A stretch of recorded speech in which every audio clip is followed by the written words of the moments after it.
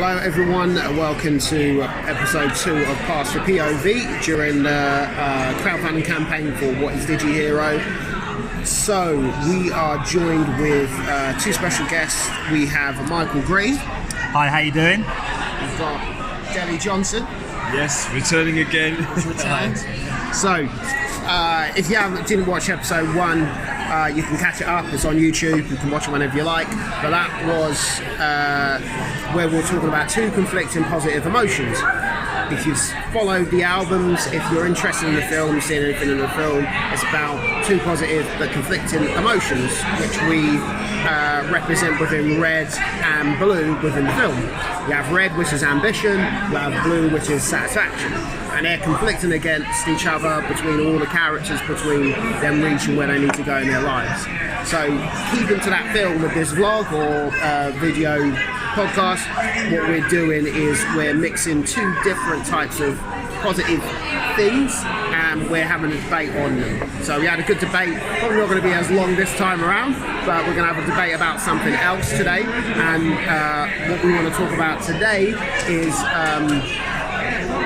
am I a realist or am I an optimist? So what I feel about that is a realist for me is somebody who looks back of what is possible in terms of possibilities. I think optimist and realist is about possibilities, and I think there's less possibilities when you're a realist compared to when you're an optimist. I'm almost in the middle on this one, because I think I'm both different points of time. I want to be an optimist, but I feel I'm a realist a lot of the time as well. So I think both are important. You need to have an understanding of something, but again, leaning towards what we talked about last week, I would lean more towards being an optimist rather than being a realist. So I'm not sure what the two guys' thoughts on that. I don't know who wants to go up first, but How you doing? So me, I'm a natural optimist. I'm somebody who, no matter what the situation is, my first thought is half glass full. I naturally see where the opportunity or where we can flip a situation into a positive. With realists, I feel like with the realist, somebody who's a realist is somebody who more errs on the side of caution, who might see things as, they see things probably in more of a straight situation. So if the situation is a negative situation, a realist may see it as a real situation, but they may err on it being a negative rather than looking at it as a positive situation. So they'll see something as it is. A realist will see something as it is, and if it's a bad situation, they'll see it as a real bad situation. They won't necessarily be able to pull out the positive out of that situation. If it's a good situation, they can be real about that. Well, I'll say this is real, but they may not necessarily amp up. So they might see it as a good situation, but an optimist may even see a bigger picture and even take it to a bigger situation. That's my personal view there. For me personally, I am a realist with optimist traits. That means that I can see the cold light of day. However, I choose to see, on reflection, some of the positives that can come along out of that. I'm not going to automatically see the positives in situations. I will see it for what it is. For example, let's take Grenfell for an example. Now, the sense of community that came out of that is fantastic. The reality was there was a genuine neglect of the people in that specific community based on the ethnicity and whatnot. I don't want to go down the racial route, but that's what it is. That's real. So I can draw the positive of it being something in which it galvanises the community. I could see the positive in that. However, the situation was bleak. I could also see the positives in terms of, and it's only, I'm saying this because we're doing a Windrush service at church tomorrow. Windrush. So the whole people coming as part of the Commonwealth, black people coming as part of the Commonwealth to the UK, working, developing, growing, developing in industries and whatnot, doing those things that we see today as unachievable. They did back in the, say, 60s, 70s, climbing the economic ladder, only in 2017, 18 to start learning that actually this place that they landed on is no longer their home. They came as Commonwealth, they left as immigrants, and they were ejected out of the UK. Now, for me as a realist, I see it for what it is: racism, an abuse of a labour force of people that were there, part of the Commonwealth. But at the same time, my family are part of that. I've benefited from that. I'm a first generation UK kid, black man from the UK. So there is a positive from it, but I can still see the fact that it is pretty bleak out there for some people. The great thing is that people are talking about it. It's a situation that is a discussion now, isn't it? That's it. It's not a closed subject. We're all talking about it. It's not just a black issue. It's black, white, Chinese, Asian. There's people from Eastern Europe that are going through certain things at the moment as well. So for me, I think realism is where it needs to be, but just to always look for hope in these dark situations too. Don't let it become total pessimism. Okay. My take on the, I totally get what you're saying about the realism side of it. But I think I talked about last week as well. Sometimes it's all good talking about how things are, but I think it's so important to say how things could be. Yeah. It's great to have both. So if I was going to pick one, it had to be how things could be rather than how things are. Yeah. If I was going to pick one, so if we're looking about Windrush and all that kind of stuff, how I'd be looking at it is, we know that already. Yeah. Did we know it to the extent that we know it now? How bad it is? No, but did you know that people came to the UK as part of the Commonwealth? Did you know that in the 60s, 70s that the laws changed? Did you know that? Because I didn't know that until I started to do some research.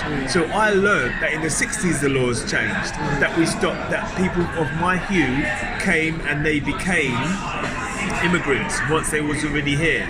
So the foundation was already set in place for something like this to happen later on, decades later. And that's the thing that I think is so nefarious about the whole situation.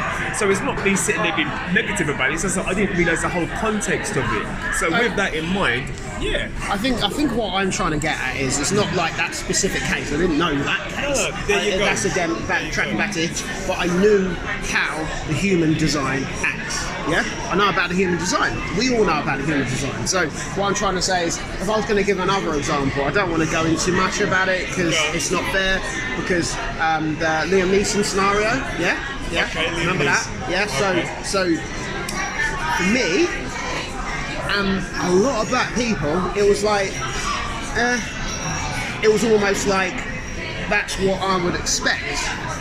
it was almost like that's what I'd expect from someone in Northern Ireland in whatever point of time, thinking a black person did something, I'm going to do whatever. Like, it's not. I'm not even surprised. I'm not even surprised if that happened now. You know, I'm not surprised. So when people going on about that is the world we're living in. You're all surprised about it because it came out, and certain people are surprised about it because it came out in an interview. But for me, that's how I see people reacting to stuff. Okay, for me, that's quite pessimistic. To sit there and view what this man said as oh well, that's stereotypical of somebody from that. Don't get me wrong, I understand what you're saying. The flip side of that is that this man is just spoke about his emotion.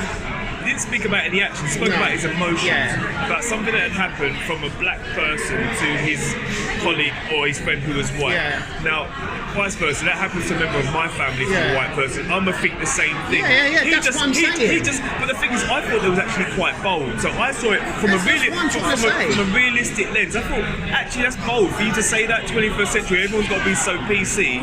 You're breaking that third wall, and you're saying, well, actually, this is how I felt. And I think it was out of order for people to kind of dog him out for that, because like, unless you put stuff on the table, things will never get sorted. I'm gonna pass over to you now because I see you're silent over Well, no, the thing is, that's true what you said about like when he said what he said, he said it from a case of emotion. It's like, so basically, because it was a black person, that's the way he felt about that. If it was someone of another ethnicity, he would have said about that. It's not the case. Exactly. It's not the person. It's not the person's ethnicity. It's the act of that certain person, what they did to them.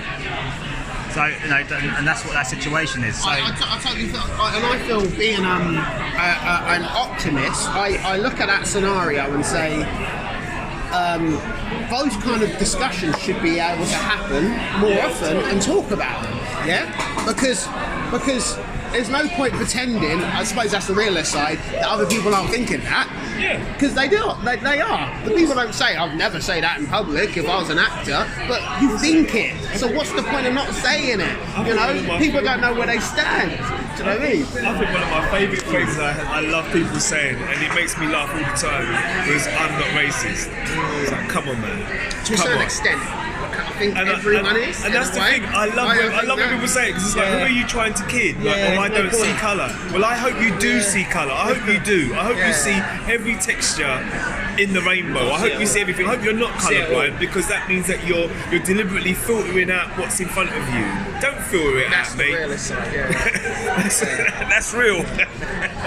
I mean, like, going back to the whole realist and optimist, it's like you do need both. You need to be able to see something as it is for that situation at that time. And so for me, they're sort of together. So the realist sees something at that time for what it is, and the optimist tries to make it into a positive. So that they're both in balance with each other. But then, obviously, it depends on the individual, because some people, if you're a pessimist, you might be a realist and take that situation and be pessimistic about it and actually make it to a negative and like be down on yourself or be down on the situation and not be able to move forward with it. So the mindset of how people deal with situations is so important. It's a mindset. 100%. I think they say, like I said last week, they say that people have like 70,000 thoughts a day. So those thoughts should be positive, Why should they? They should be positive. Why wouldn't they be? Why should they? Because it's like placing your attention on something, it's like an injury, I place my attention on my shoulder, I can feel my shoulder. If you place your attention for the next 5 minutes on your heart, you'll feel it beating. Beforehand, you didn't notice it. You place your attention on what actually happens, and it becomes aggravated, becomes bigger, becomes more, either more positive or more negative, whichever side you want to go on. So if you're naturally, by default, your body triggers automatically, not your mind triggering it, automatic thoughts are thinking negative or too much realism, which is usually negative. Not always, usually negative. Most of your thoughts are going to be negative. So if we trained our brains to think more positive about like a situation that's happened right now, and you're saying, how can we carve that into our perspective into something good for the future? Then you're always moving forwards. It's a very important mindset. It's easier said than done, obviously, but I just think it's so important for people to be more aware of the amount of automatic thoughts that we have every day. If we had more awareness of that kind of a thing, I think people would live better lives, because their automatic realism thoughts really negative. Very, very negative. I think there's an over-assumption on realists being negative, personally. For me, I think, like last week we talked about the past and future, I think realism is is your starting point for your optimism to start. So, for example, Henry Ford, who made the automobile, or made the first Ford automobile at least, he had an idea that they needed to make something that was faster than a horse, or potentially could last longer than a horse, or maybe needed a lot less care than a horse did. So he created something based on the real understanding that there was nothing of that kind in the world at that point. So he had to go off there and create something. So for me, realism is a platform, and it's not to be negative or not to be positive or negative, it's just the cold light of day. That's all it is. It's literally just a platform. It's where you stand at the moment, and then your positivity you can add to that to say, well, actually, to make this, I need to have this foundation. So it's your foundation, essentially. I'm gonna throw this out, and I'm gonna see what you guys think about it. So my opinion is that a realist goes from what records. Say, for instance, we talked about last week, the minute mile, the minute mile, and then one person broke it, everyone broke it. It indicates our limitations as human beings. Realism. For me personally, I feel it shows our limitations as a human being. It says that's all you can do. Yeah, and it's happened to lots of different people. It's especially happened to black people. It said this is your limit. That's it. That's all you can have in this world. That's all you're allowed, yeah? And I feel an optimist is the person that breaks those barriers, yeah? That creates something completely new, yeah? What do you think? I'm interested to see what you say, actually. Okay, not at all. For me, I think it's the platform from which you stand on, the foundation, and then you springboard from that. I think some of the greatest inventions, some of the greatest people are realists. They understood where they were, what the world. Yeah, totally. I think they're dreamers. I think but they weren't detached. But they weren't so detached in another world that they weren't part of the world in which they were in. And that's my point. My point is that. Yeah, you need that whole idea of realism, and then you need that spark of thought or that ingenuity to say, well, actually, I want something bigger, or we can create something bigger. I mean, your whole film is about that. You had a reality check that there's not enough people talking about mental health in a form or an artistic format. You put something together. Yeah. So you took something that was real and you said, well, actually, really, there's nothing there when I look around at the scenario, and then you created something. So your whole film is based upon what I'm saying right now, and you don't agree. Not quite, mate. Have a word, Tony. Have a word, Tony. So basically, what I'm hearing or what I'm getting the vibe is that it feels like one comes first, then what happens on the person. The other one comes after. So the realist is first. Okay. The realist assesses the situation. Okay. So sees things in the cold light of day, and then after that is what happens next. Whether you're a pessimist or whether surely you're you need to knock that down sometimes. Sometimes that realism of what you already think is already there, you've known it's there for some time, so there's no point going on about it. Sometimes you need to almost be arrogant and knock it over and say, forget that, I don't care what you think I should be, that's it. So for me, when you're saying about the film, my film for me, I see it as the complete opposite, because I shouldn't be doing a film but if I was a realist, I would have done the film. In my head, I'm thinking if I'm the realist, I wouldn't be doing the film. This is how I'd be thinking in my head if I did my realist thoughts in my head. What would your realist film be? If you think about the film, for me, not entirely, but pretty closely, Mazzuli is more a realist, and Tia is more an optimist. Yeah? But Mazzuli was judgmental. He had limited information. But he had limited information. He didn't even have all the information. Your character that you created, Mazzuli, had limited information about these people. He made assumptions based upon what he'd seen. Tia had limited information as well. She didn't have all the information either about these people. She's the one who created the group, so she had an understanding as to what she wanted to create. So that doesn't mean that she doesn't need to know what your story is to create something. Noizuli, however, was working with someone that had a preconceived idea and didn't push past that. What I was seeing based on laws, he was saying you can't do this. You can't escape a psychiatric ward and attack a nurse.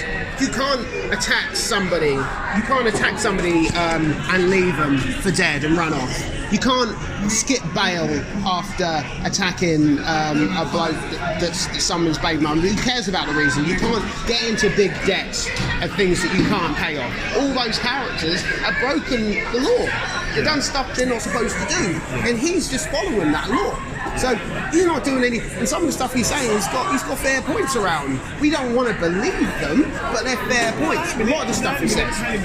What I saw in that film was a bunch of people that were trying to get away now, and I understood that there was some in terms of mental health, there was someone who was feeling away in terms of refugee status and whatnot, there was an ex-soldier and whatnot.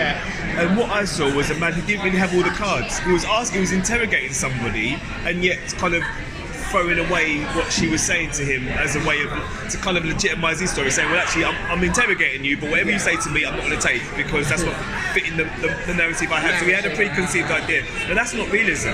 You just compared that to a realist. That's not realism. Realism is when you sit there and you say, it's a wooden table, and it really is a wooden table.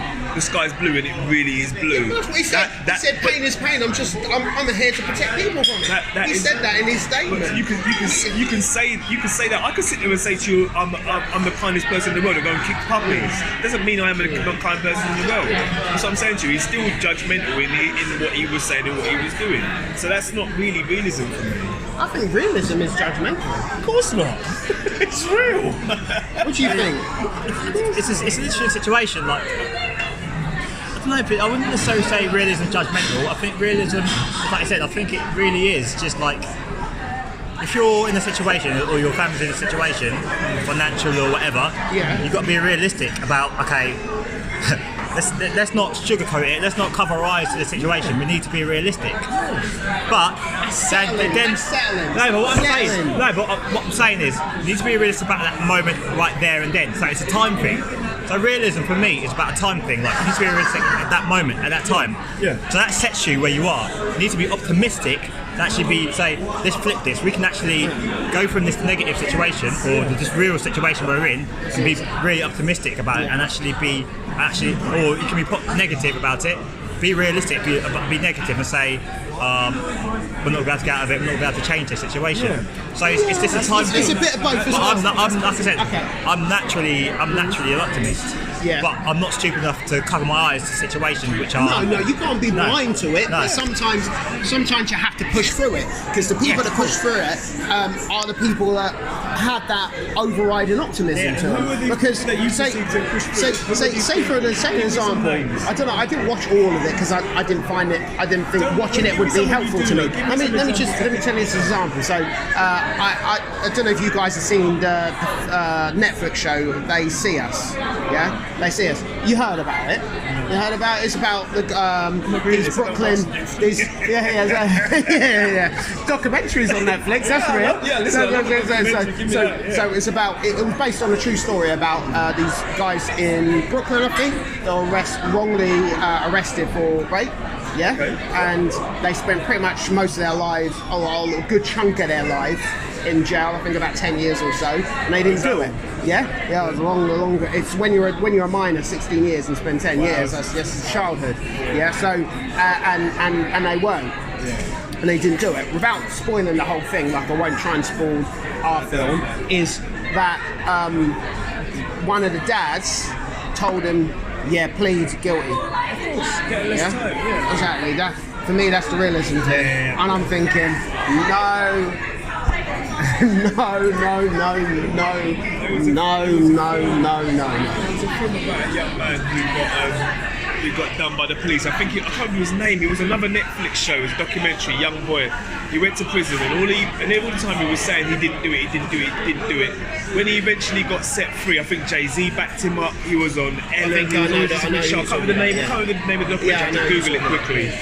But this young man suffered with such mental trauma. He stood his ground. In prison, he got brutalised and whatnot. He was freed. He physically was free, but mentally was still chained. And the problem was that we sometimes sit there and say, people need to be an optimist. Sometimes you need to be real about it as well. The circumstances were all set against him. It was, do you know what? It's by the grace of God this man was able to leave still at a fairly young age, and was able to have people around him that turned around and saw his situation. I'm thinking of all the young souls, black, white, Chinese, Asian, disabled, that don't have that blessing to have somebody there to sit there and say, I see you right there. I do see that, but I also feel that there are people that are in jail are more free than people that are free. Yeah, we said that last week. That's a lovely phrase, but what I'm saying to you in terms of the situation is sometimes those people take the plea bargain because it's less time in jail, it's less time in hell.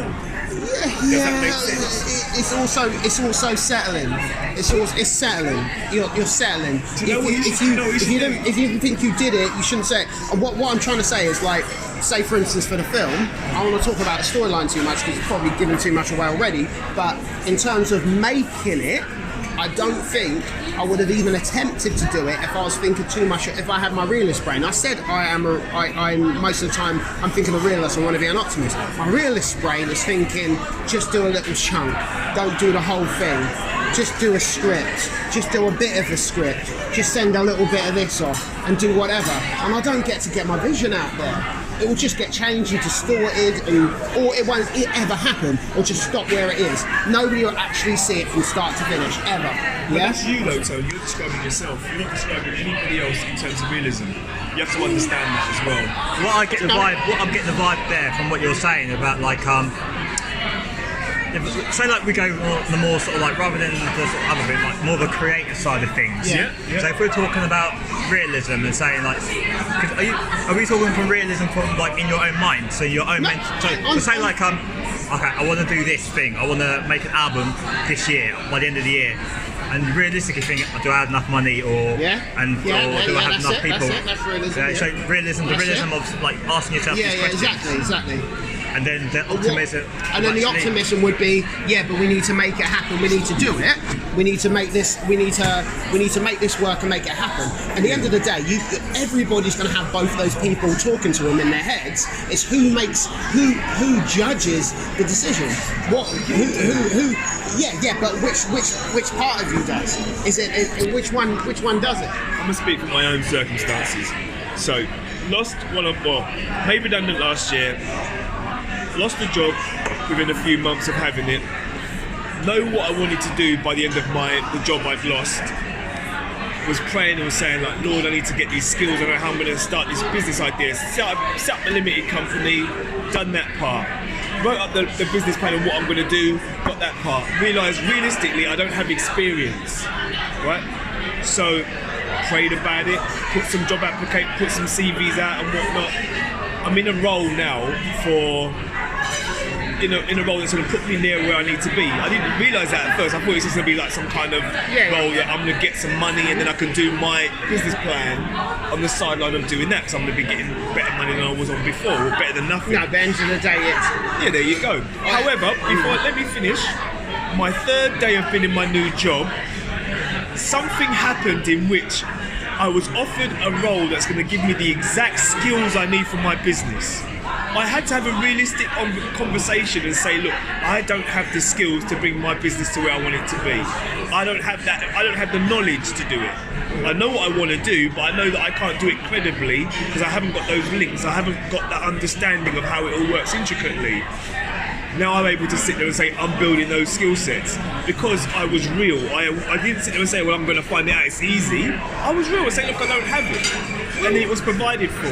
My sense on optimism doesn't necessarily mean that you're setting unrealistic timescales. Optimism is just, I want something. I didn't say timescales. But you say you didn't have to know experience. Experience takes time. Yeah, you can't just have experience just like that. You can't just say Matrix, I know Kung Fu. It doesn't work like that. Yeah. But what you're assuming is that I was in an area in which I could have got that skill set myself. What I'm saying to you is I was in one job here and I got these skills that I shouldn't be getting from that job there. So why I'm not? getting both. Why not? I've seen And certain. that's I've seen no because for me it's the grace of God actually. But that's not. But for me that's not realism. That is optimism. That is optimism. So using your faith to get you where you need to be is optimism, not realism. No, that's trust. That's real. I'll tell you why it's real. Because everybody else who believes the same thing as I do has those same kind of experiences that other people sit there and they mock and they say, oh, maybe you just did it because you're positive thinking. I'm old enough to realise that I'm not all that. I realise I'm not all that. I know the flaws in myself because I'm real with myself. Yeah. I have to be real You have to have that person talking to you, but who makes the right decisions? I have to be real with myself because if I sit there and put myself in the pinnacle like I'm some kind of God, I can delude myself and I can delude a lot of other people. So I'm not self-deluded in thinking, oh, well, I'm just going to happy things going to happen. That's not how life works. That's not how life works. So for me, I really prayed about it, I really asked about it, and I really got what I really needed. That's real for me. But my point, What I want to know, do you guys feel that there's a thin line between optimism and delusion? For me, I think there is a difference between delusion. I think there could be optimism and delusion. There could be a thing between pessimism and delusion.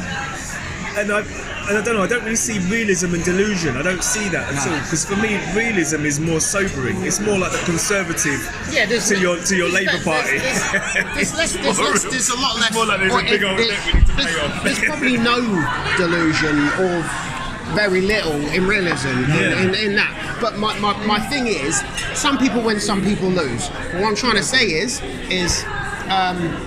all those great people have done things, they've been told that's a joke by realists, by saying you're not going to be able to do, no, not just pessimist, by realists, because at the time it was a realistic statement. It was a realistic statement.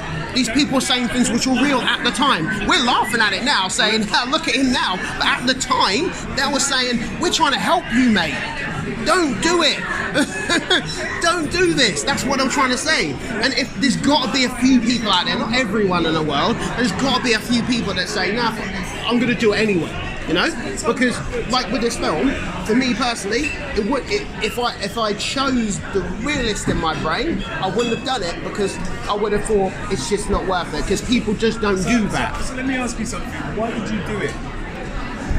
Why did you do it? Did you do it because you had a realistic understanding that there was no other thing in the world right now, or in our community right now doing the same If I'm honest, there was a bit of realism in how it was possible to be made, because I did it in repeated footage, the same 10 minutes looped over, just from different perspectives, different people. Did it from text messages, so the backstory's already done, so you can do reactions from, and the actors can just react from their facial reactions. I don't have to worry about sound either, which sound is a massive thing. If you get your sound wrong in terms of dialogue in a film, people get taken straight out of the scenario. And I did it realistically, as in like having a combined scenario, because the original scenario had one person talking to 10 other different people. So it was realistic, and also I had lots of glitches and stuff like that to make it look like damaged footage. It means I could get away with double cuts, I can get away with all kinds of things. So, but it's still a feature film. It's still a feature film. And it still ended up being a budget which was, you know, there's people that have done film for less than that. So, I'm not saying it's still zero budget. You call anything under 10 grand a zero budget film, but it was still very unrealistic for somebody when they're working full time and need to put their concentration into their work to do that, to do it from start to finish. And there were certain parts of my brain and other people around me are saying, what are you doing? You know, and I had to think to myself, no, I'm going to see what I can do. If I don't win, what's the worst thing that can happen?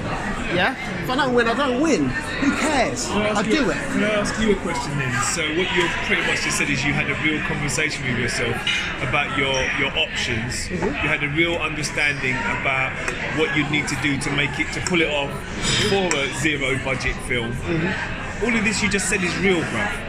And the only thing that was optimistic was the fact that you're going to take a punt, and if it works, it works. Ultimately, that's the only thing that matters. Do I do it or do I not do it? Let me tell you why it doesn't. Let me tell you why it's not the only reason. Because if you would compromise in any of the other areas, you'd have a substandard project. So you had to have a real conversation with yourself. You had to really look at the budget. You had to really look at stuff. Because if you didn't, then you'd have a substandard project. So stop using that as an excuse. It's not all positive and optimism. You had to have a real conversation as to what would work with the limited means you had. Yeah, and some of them didn't follow that. Some of them didn't come through. But at the end of the day, but you had a real idea. You had a real idea. Loads of people have real ideas and they don't happen. And some are saying you can't do it. There's lots of real ideas that need money. Yeah? Some ideas don't. Those don't. But, and you still need to make sure and put it together. You've got to rely on people who, even if you're paying them, they might not be reliable. Let alone when you're not paying them, you know? I mean, the situation is this. It's like I said before, it's like, I don't know, I feel like realness, being real is now, and then optimism is almost like the goal is there. A positive future. A positive goal. And that's where I feel like if you can manifest that optimism at the end of that, then you'll have your knocks, your real situations, but the optimism is what drags you through that. I agree. Okay, so I have to be what my last thought on it would be.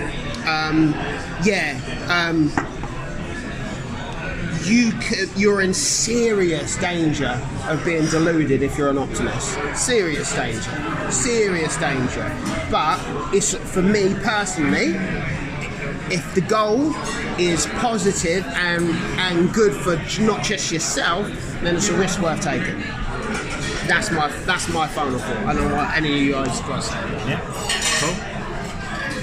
My final word is this. Realism is a foundation on which you stand, and optimism is the hope for something greater and brighter. My whole belief system is based on hope, future, positivity, but there has to be a realistic stance in terms of some of the struggles and trials I'll have to go through as a human being. So for me, I'm firmly with reality, with a little topping of optimism. Yeah, I like that. I like the sprinkle. So you find like you are, like you distribute it. Peace.